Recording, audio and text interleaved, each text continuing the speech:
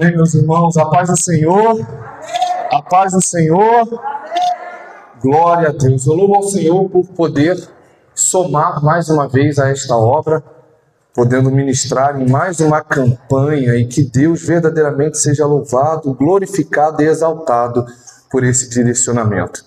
Eu vou me utilizar de dois textos. O primeiro texto é o texto que está norteando essa campanha, então eu vou te pedir que abra sua Bíblia no livro de João, capítulo 4. Nós vamos ler 2 versículos e depois disso nós vamos para João 14. Amém? Primeiramente, João 4, versículo 13 e 14, que diz assim: E Jesus lhe afirmou: quem beber desta água terá sede de novo, mas aquele que beber da água que eu lhe der, nunca mais terá sede. Pelo contrário, a água que eu lhe der se tornará nele uma fonte e jorrará para a vida eterna.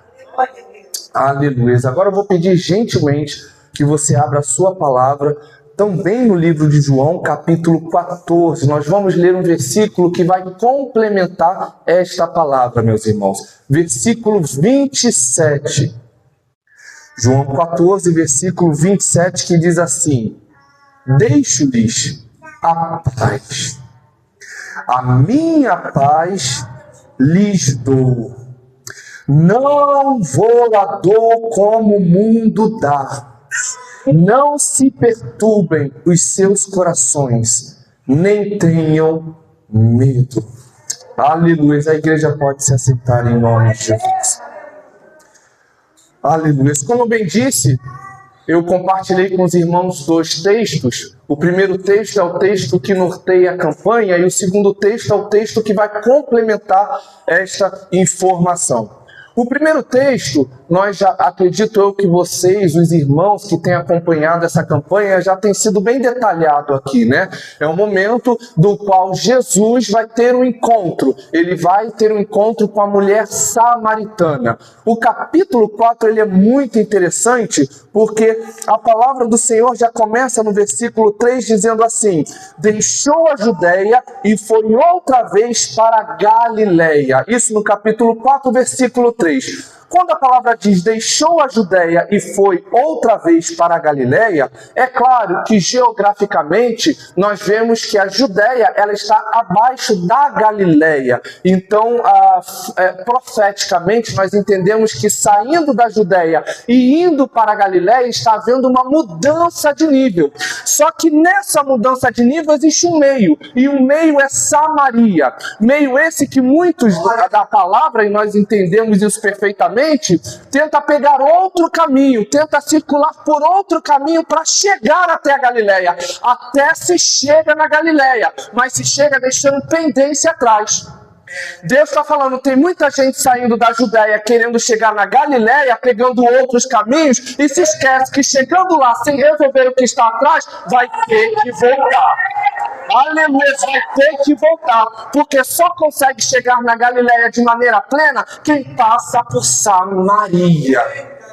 E a palavra vem dizendo que era necessário que Jesus passasse por Samaria. E por quê? Porque ele tinha uma pendência lá. Ele não tinha uma pendência pessoal, mas ele tinha uma pendência social. Nós entendemos, diante da própria palavra, que os judeus eles não se davam muito bem com os samaritanos. E isso por quê? Porque os samaritanos, certa vez, eles acreditaram que eles poderiam dividir a adoração ao Senhor com outros deuses. Eles não deixaram de adorar ao Senhor. Eles simplesmente somaram a adoração do Senhor com outros deuses. Então, por conta disso, os judeus completamente ortodoxos começaram a excluí-los, até que vem Jesus para resolver essa pendência. Ou seja, Jesus nos ensina que saindo da Judéia, indo para a Galileia, nós podemos pegar outros caminhos, mas o melhor caminho é justamente resolvendo pendências. Deus está falando, até quando você vai evitar as suas pendências? Você pode até chegar na Galileia, você vai chegar, mas não adianta chegar na Galileia com pendências atrás. Você precisa resolver, não adianta pegar atalhos, não adianta desviar. Você vai chegar onde você tem que chegar, mas do que adianta você chegar tendo que voltar? Aleluia! Daí então aquela mulher, como nós já bem sabemos, essa é o último dia da campanha, não é isso? Então eu compreendo que vocês já tenham visto esse texto por diversas vezes. Essa mulher, ela vai então buscar a água, como acredito eu ser uma busca de rotina. A palavra não deixa muito claro, mas acredito eu que todos os dias ela estivesse naquele lugar, todas as semanas ela estivesse naquele lugar, todos os meses ela estivesse naquele lugar, até que certo dia Jesus se apresentou para ela em um dia comum, onde ela sequer estava esperando, Jesus apareceu para ela. O que eu quero dizer? Talvez para você hoje seja apenas uma segunda-feira comum, mas Jesus está dizendo, é o dia que eu marquei para aparecer para você, é o dia que eu decidi não pegar atalhos, mas passar por aqui para justamente ter um encontro com você. Aleluia! E ela chega com aquele cântaro, ela chega com aquela caneca dentro, da campanha, ela chega com aquela caneca, com aquela porção limitada, e Jesus vira e diz para ela, quem beber desta água, ou seja, a água que você vem buscar, terá sede de novo. Mas aquele que beber da água que eu lhe der, nunca mais terá sede. Pelo contrário, a água que eu lhe der se tornará nele ou nela uma fonte a jorrar para a vida eterna. Em outras palavras, é Jesus dizendo, você está vindo buscar caneca, mas hoje é dia de você deixar a sua caneca, porque hoje para você eu tenho uma fonte essa que vai jorrar a vida eterna. Aleluia, fonte essa que vai jorrar a vida eterna.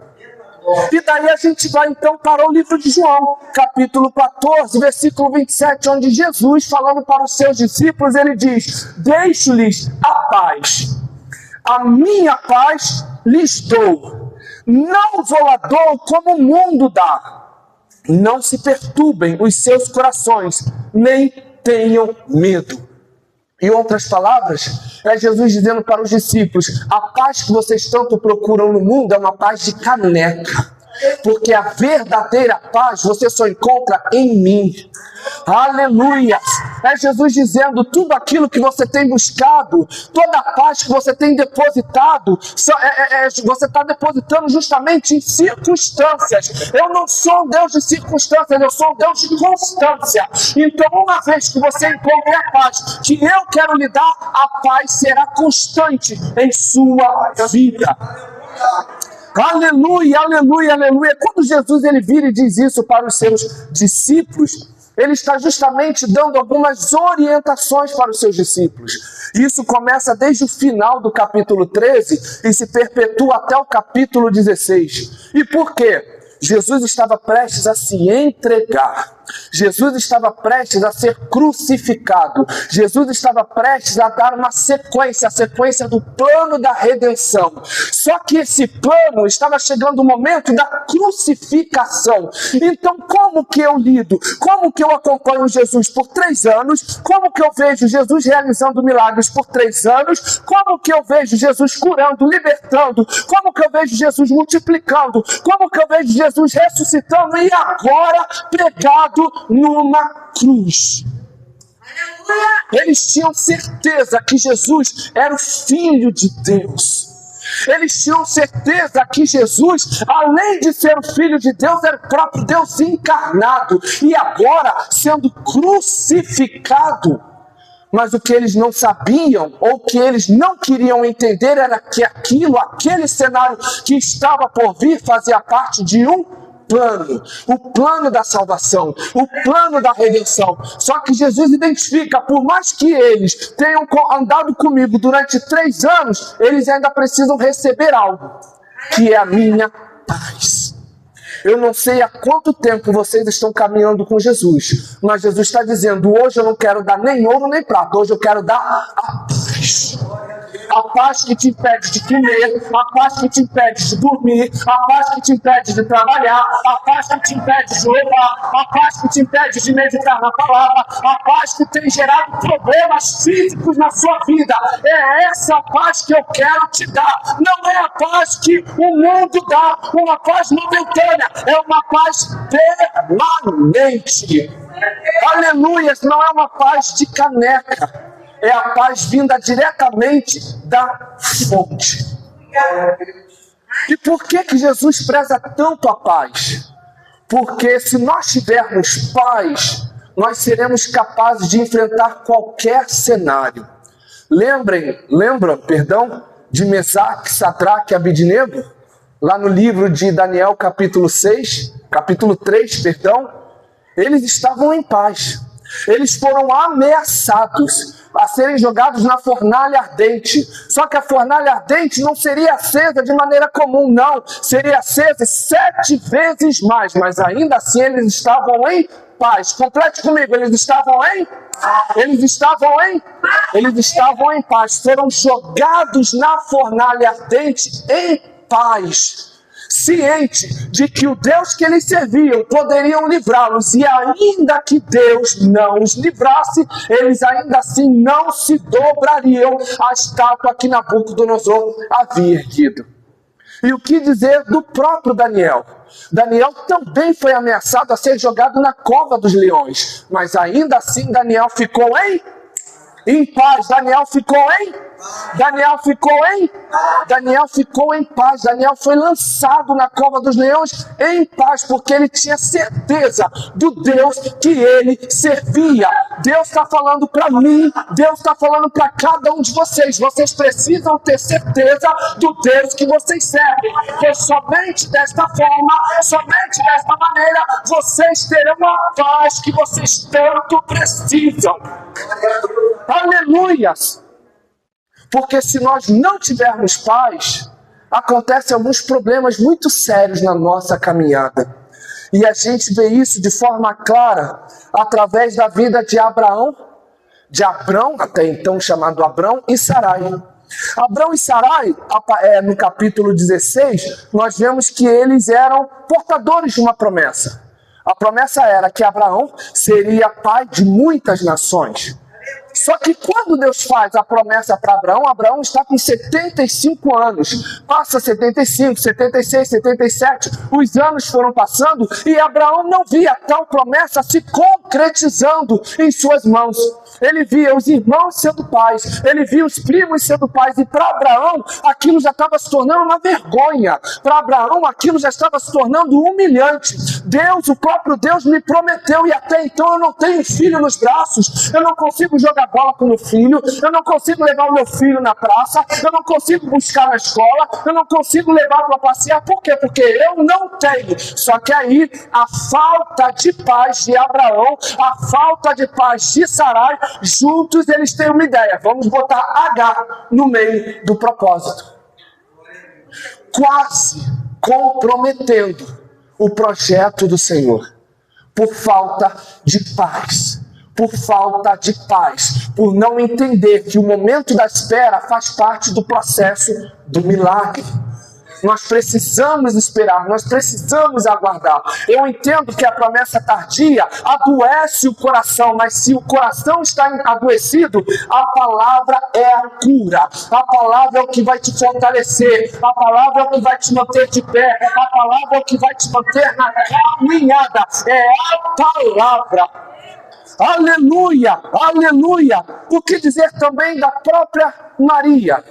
Maria, depois que Jesus foi crucificado, Maria, ela tem a ideia, já que não nos deixaram cuidar do corpo do nosso Senhor, no momento, que colocaram ele lá no sepulcro, vamos agora, pela manhã. Então, no domingo de manhã, Maria e algumas outras se levantam e vão até o sepulcro, porque aquela situação, aquela atitude traria paz, traria conforto para o coração delas. Só que quando elas chegam lá, a pedra já havia sido removida. Jesus já não estava lá, porque Jesus já tinha sido ressuscitado. Só que Maria se esquece da promessa, que Jesus já havia dito que ele ressuscitaria ao terceiro dia. E quando ela chega lá, que ela não vê o corpo do seu Senhor, ela entra e ela fica completamente apavorada. Ela fica completamente fora de si. Se vocês quiserem comprovar, isso está lá no livro de João, capítulo 20. Ela fica tão atordoada que ela se depara com o próprio Jesus, ressurreto, já ressuscitado, e ela imagina estar falando com um jardineiro. Ela está de frente a Jesus, ela está ouvindo Jesus, mas a falta da paz que ela tanto tinha depositado e que tinha saído, fez com que ela não identificasse a voz de Jesus. Fez com que ela não identificasse a aparência de Jesus. E é isso que acontece comigo, é isso que acontece com cada um de vocês. Quando nós depositamos a nossa paz em uma determinada situação e aquela situação sai do nosso controle, a gente perde a paz. Mas Deus está falando, está tudo fora do teu controle, mas do meu não. Está tudo fora do lugar, mas o meu controle ainda está nas minhas mãos. Aleluias! E eu gosto até da versão de Lucas 24, versículo 5, porque a palavra diz que Maria e algumas outras, ali perturbadas, completamente aflitas, aparecem então 2 anjos do lado delas e dizem assim: por que choras? Por que procura no meio dos mortos aquele que vive? Aleluia! Era um anjo dizendo: por que você está procurando a sua paz no lugar errado? Você não tem que procurar a sua paz no lugar de morte, porque ele nunca foi morte, ele é vida, ele é vida. Não é à toa que todo cenário de morte que ele se apresentou, a vida ressurgiu. Então deixa de chorar, deixe de se lamuriar, porque o que você está procurando no lugar errado. E Deus está falando para algumas pessoas aqui: a paz que você tanto tem procurado, você não tem encontrado, porque talvez você esteja procurando no lugar errado.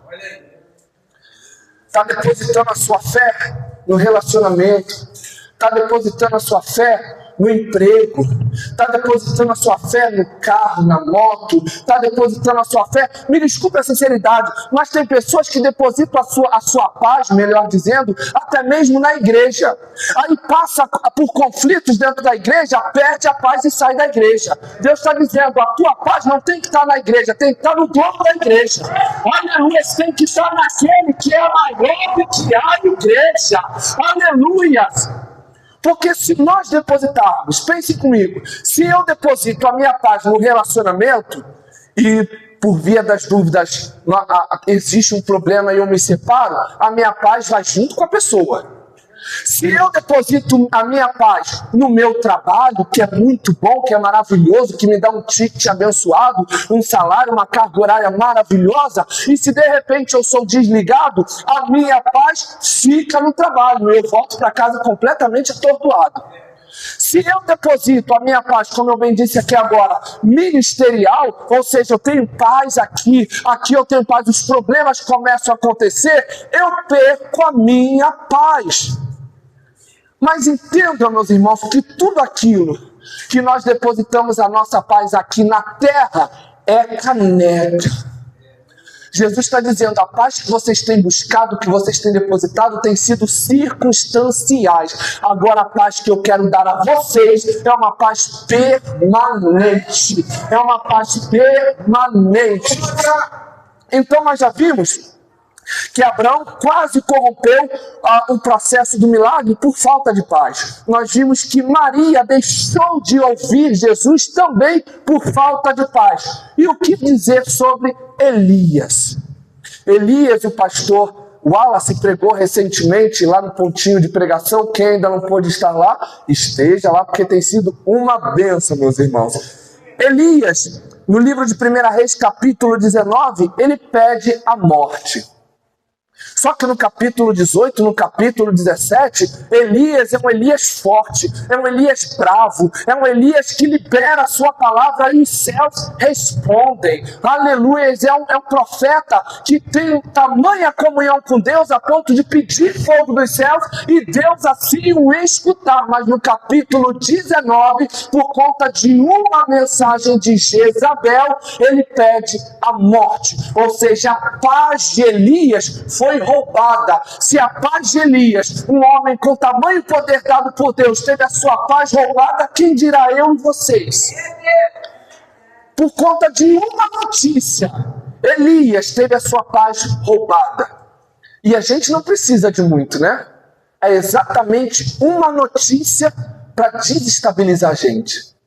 É um laudo médico não favorável, é o aviso prévio no trabalho, é o aviso da separação, é o aviso da porta fechada, é o aviso de problemas e mais problemas. Todas essas notícias tiram a nossa paz.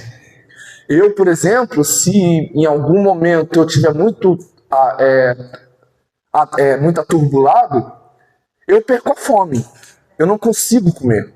Parece que dá um nó aqui na garganta, não adianta. Pode ser um lanche do McDonald's, eu não consigo comer, me dá um enjoo. Só que não tem nada na barriga. Então por que do enjoo? Justamente pela falta de paz. Só que entendendo essa palavra, quando o Senhor ministrou essa palavra no meu coração há cerca de uns anos atrás, eu realmente tomei posse. E eu falei, Senhor, a partir de hoje, não é a partir de amanhã, não é a partir do mês que vem, a partir de hoje, eu aceito a paz. Eu quero provar dessa paz que o Senhor queria liberar sobre os discípulos. Se eu me considero um servo teu, se eu me considero um discípulo seu, essa palavra também é para mim. Então eu quero receber essa paz. Eu preciso receber essa paz para dormir bem. Eu preciso receber essa paz para comer, eu preciso receber essa paz para trabalhar, eu preciso receber essa paz para pregar, eu preciso receber essa paz para louvar, eu preciso dessa paz para viver. Então veja que a falta de paz ela é meio que gradual. Veja que Abrão e Sarai quase corromperam o processo. Talvez nós estejamos quase corrompendo o processo por falta de paz. Nós vimos aqui que Maria perdeu o contato, perdeu a maneira de identificar Jesus. Talvez nós também estejamos perdendo essa sensibilidade de ouvir e de identificar a voz de Jesus. Talvez nós estejamos pedindo a morte, como Elias fez. Ou talvez alguns estejam até mesmo se suicidando por falta de fé, assim como fez Aitofel.